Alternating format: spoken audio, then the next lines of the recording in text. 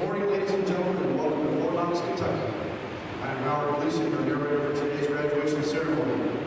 At this time, we'd like to welcome the following guests: the Commanding General of the United States Army Cadet Command, Fort Knox, Major General John R. Evans, Jr. Commanding Sergeant Major of the United States Army Cadet Command, Fort Knox, Commanding Sergeant Major Kenneth J. Krause, Jr. Former U.S. Representative for Nevada's 3rd Congressional District, Brigadier General Joseph Peck and his wife Lisa.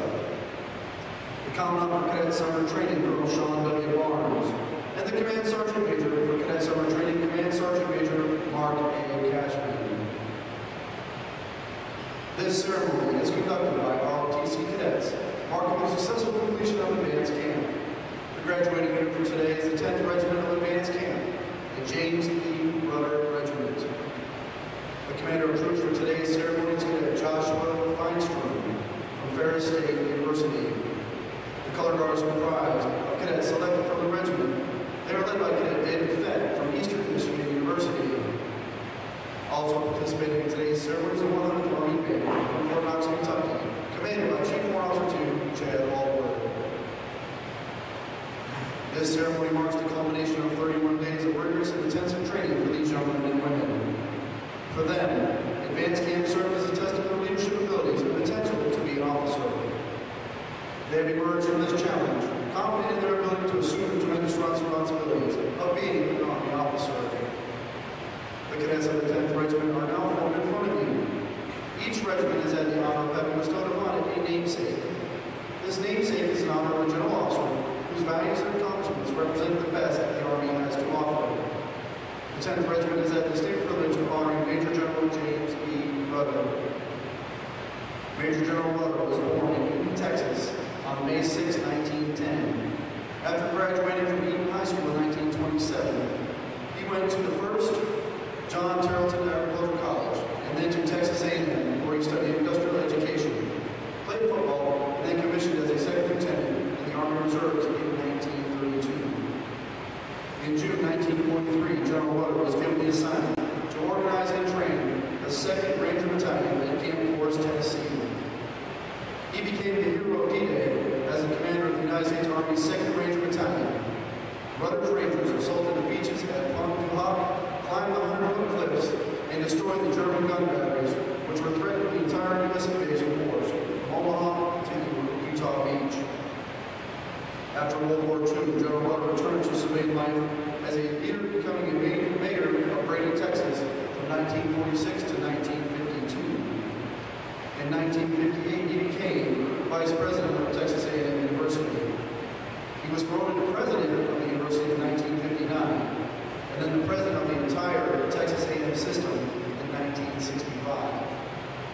Major General Rudder passed away on March 23, 1970. Some of General Rudder's awards include the Distinguished Service Cross, the Silver Star, the Legion of Merit, the Bronze Star with Oak Leaf Cluster, and the Purple Heart with Oak Leaf Cluster. In honor of their completion of Advanced Camp, the cadets from the General Rudder Regiment will be receiving a 3-gun salute in the form of a cadet cannon name. In a moment, the Commander of Troops will lead the units to attention.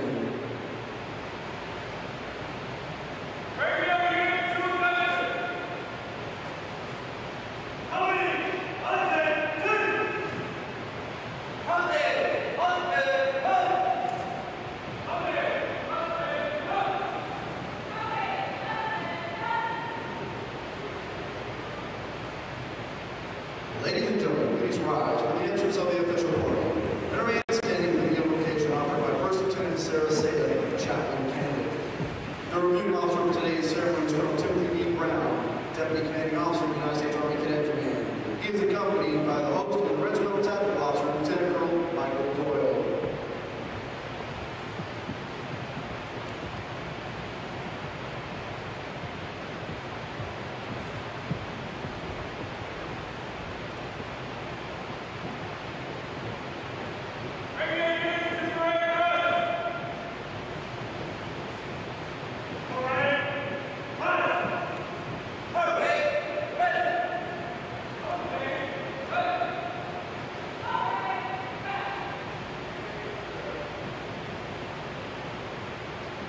I invite you to pray. Almighty Creator, we pause this morning to ask for your blessing on the men and women of 10th Regiment at Veterans Camp. Thank you for their commitment to be a leader in the United States Army. Thank you for the dedicated cadre who have had the opportunity to instruct and share with them over the past 31 days. Thank you for every family member and loved one who supported each graduate through these trying weeks. Grant each graduate wisdom to apply themselves to the challenges that lie ahead. May they rise to every occasion to lead with professionalism, integrity, and honor. Strengthen them when they become weary, and continue to give them the courage and confidence they need to lead soldiers. Finally, I ask for your protection and blessing as we celebrate the success of these graduates today. In the name of the Lord, I pray.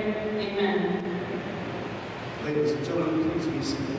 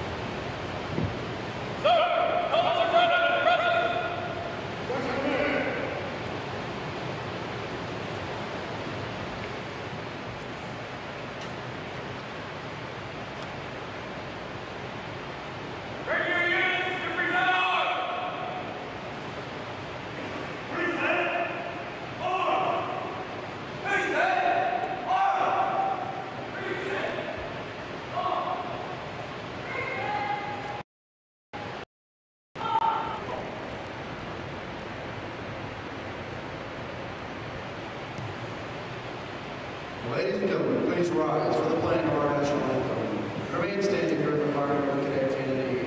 We ask that military personnel maintain their hand salute until the completion of the cadet cannonade.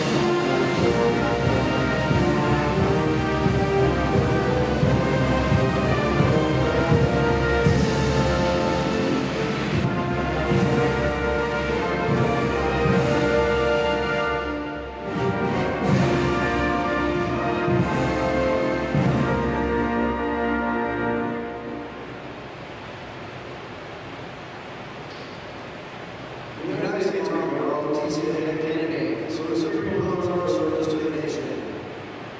Duty. Obedience and discipline of office despite difficulty or danger. Duty requires self-responsibility and selfless devotion. Honor. Encompassing integrity and dedication. Honor is a thread which holds together the fabric of our Army. Country. For which men and women have given their lives. Our country shines as a light of freedom and dignity to the world.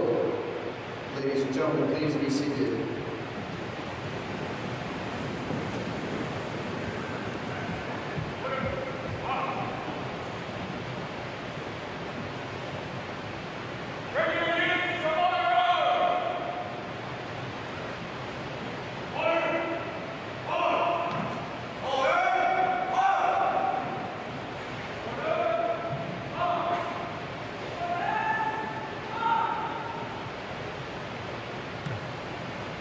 The Cadet Creed was adopted to instill in Army cadets the values that are critical for successful performance. Cadet Haley Blowick from Iowa State University will now recite the Cadet Creed. Cadet Creed! I am a cadet! Soon after taking over to become an Army officer, committed to defend the values, make this nation great. Honor is my touchstone. I understand nations first and people always. I'm the past, the spirit of those warriors who made the final sacrifice. I'm the present, the scholar of my soldiers in anti-skills in the science of warfare and the art of fusion.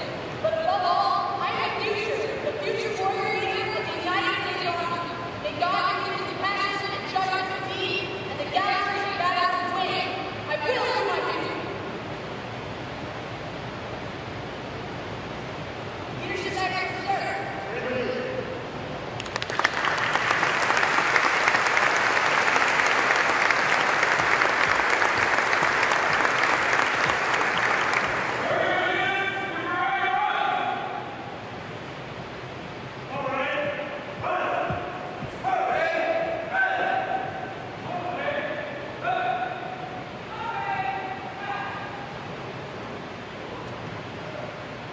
The greater community of Fort Knox and our national local service organizations are here to show their support to our future Army leaders.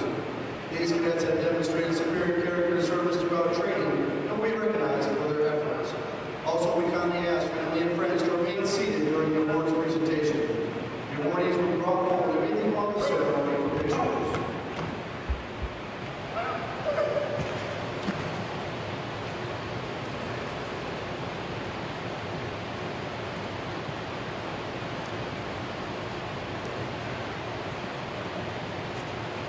The Ricardo Award is being presented by the United States Army Cadet Command Commanding General and Sergeant Major General John Adams Jr. and Commanding Sergeant Major J. Krause Jr. Choose a cadet who achieved 90% minimum on each Army physical fitness event. For the first time going on each conference course event, achieved a 90% minimum on land navigation. A 5 out of 6 the first time goes on land navigation, or first aid, all for our training, and chemical biological nuclear defense events, completed the 12-month march in under 3 hours or less, and qualified expert in basic marksmanship. This award is presented to David Eichner, with Michigan Technological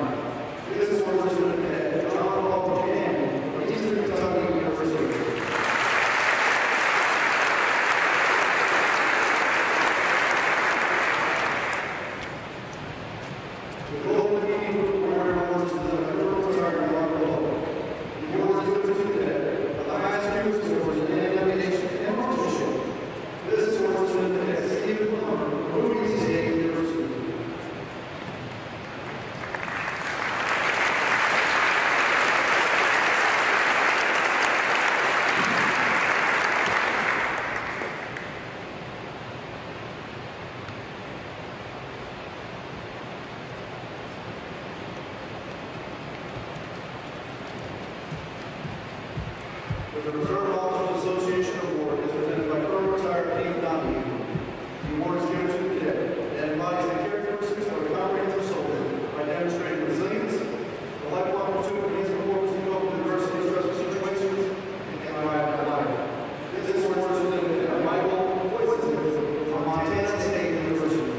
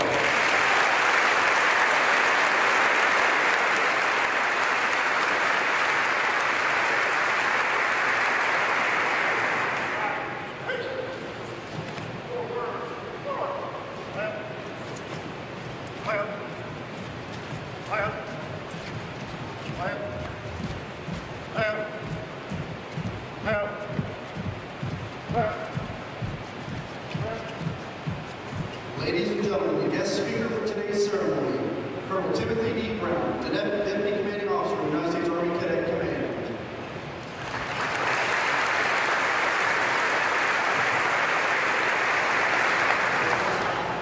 Before we get started, please shake your arms, bend your legs, move around a little bit. There you go. Shake it out. This is your chance. Yeah, for everyone in the audience here, their bodies have gone through quite a bit over the last 31 days, and we want to lose anyone at the last confinement.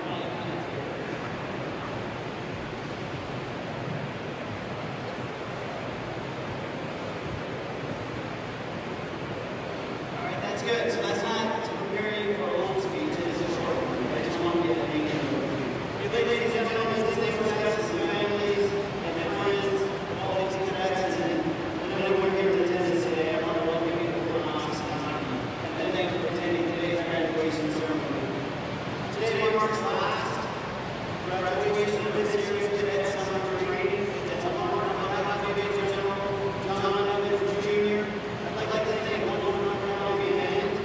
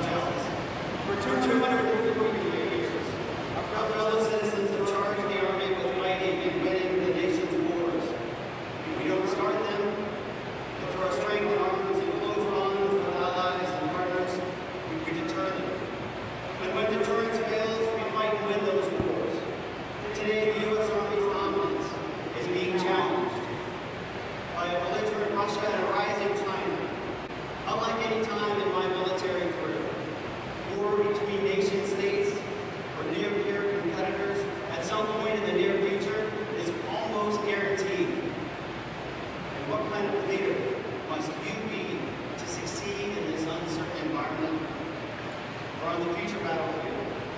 For a quick lesson, let's turn to Captain William D. Swenson.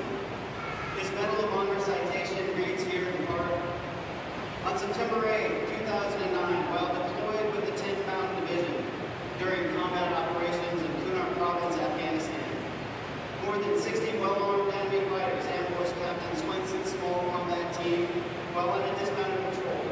As the enemy unleashed a barrage of rocket-propelled grenades, mortar, and machine gun fire, Captain Swenson immediately returned fire, coordinated, and directed the response of his Afghan border police augmentees, while simultaneously calling in suppressive artillery fire and aviation support. Captain, surrounded on three sides by enemy forces and inflicting effective and accurate fire, Captain Swenson coordinated air assets, indirect fire support, and medevac of his wounded. Initially, Captain Swenson maneuvered uncovered to render medical aid to a wounded fellow soldier. He stopped administering aid long enough to throw a grenade at approaching enemy forces before assisting with moving the soldier for air evacuation. He then led a team in an unarmored vehicle to the kill zone to recover the wounded and search for four missing comrades. One of his attempts to recover his comrades, Captain Swenson voluntarily exited the vehicle, exposing himself to the enemy fire while locating and recovering three fallen Marines and one fallen Navy corpsman. His exceptional leadership and stout resistance against the enemy during 6 hours of continuous fighting rallied his teammates and effectively disrupted the enemy assault. Now I know that sounds a little bit tougher than what you went through at Cadet Summer Training, but you may have recognized some of the acts that occurred by that time, later that day, are not that different from the training that you just went through. But I'll tell you, it was not the great wealth, industrial might, or technological advantage of the United States that disrupted enemy operations that day in Kunar Province. Instead, these are the 3 points I want you to take home today. There was his honor, the selfless service and personal courage, Captain Swenson and others on his team who gained victory that day. As Army officers who will lead men and women who have declared their willingness to sacrifice their very lives in defense of our nation and its citizens. That's an enormous responsibility. I know that you don't take it lightly. And I'm glad we are giving you the soldiers and Marines that they will not only have Swenson. We're not just following orders, but we're following a leader. Demonstrating by his actions and his commitment to his team. The soldiers will probably follow the very gates of hell.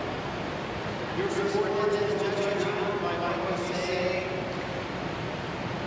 by what you do, and by how you live. Among those important traits, your soldiers should you with your honor, personal courage, and selfless service. Long before the crucible of combat, your subordinates must know that you are a leader that embodies these values. And real quick, almost done. Honor is the adherence to what is right. It means choosing the part right over the easy one. In the profession of arms, leaders must always do what's right, even though we're imperfect, both legally and morally. And when you fail, even in some small way, admit it, come clean. Commit yourself to building trust with your teammates. Your sense of honor must be absolutely unquestioned. Selfless service is putting the welfare of the nation, the Army, and your team, the mission before your own concerns. It's a trait every Army leader must possess. Recognizing the achievements of others ahead of your own will naturally inspire greatness on those around you. And personal courage is the willingness to face fear, danger, or adversity, all of which can be disabling.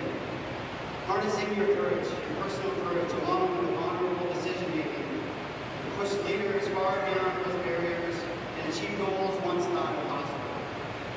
For example, Cadet Blackburn of your regiment, Virginia Tech. He trained with you through the summer. He learned of his brother's unexpected passing during advanced camp. Cadet Blackburn could have departed immediately. Instead,